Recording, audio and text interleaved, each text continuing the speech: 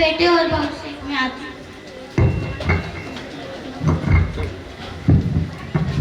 अस्सलामुअलैकुम वरहमतुल्लाहि वबरकातुहू। वालेकुम अस्सलाम वरहमतुल्लाहि वबरकातुहू। और फरीन कैसी हो तुम? अल्लाह का शुक्र है भाभी जान, आप भी ठीक है? हाँ फरीन, अल्लाह का शुक्र है। क्या हुआ भाभी जान, आपके चेहरे पर खुशी नजर नहीं आ रही है? फरीन, चेहरे पर कैसे खुशी आएंगी जब जिंदगी में सुकून हो। क्या हुआ भाभी जान, क्या आपकी तबीयत ठीक नहीं है? तबीयत तो ठीक है, लेकिन घरेलू टेंशन ने बीमार कर दिया है।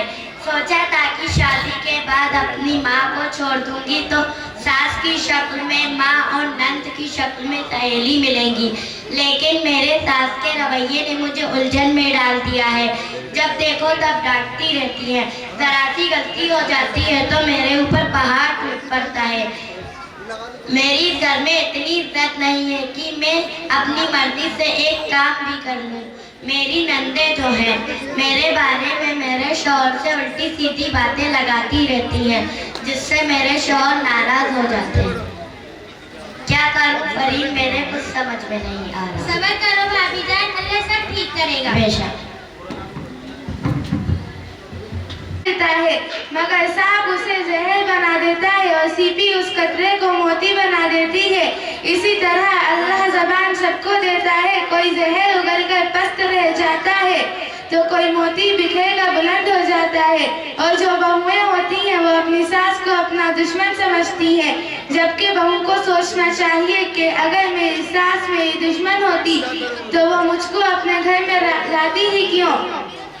जब उसने मुझे अपने घर की बहू बना लिया है तो वो मेरी दुश्मन नहीं मोहसिना है। उसका मेरे ऊपर एहसान है कि उसने अपने बेटे के लिए बीवी की तौर पर मुंतखब किया। और मेरी सास नहीं बल्कि वो तो मेरी माँ है।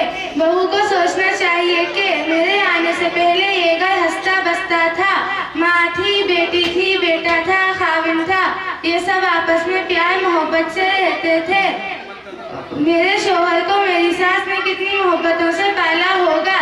बहू को सोचना चाहिए कि मेरे खाविन के लिए अल्लाह ने मेरी सास के कदमों के नीचे जन्नत बनाई है।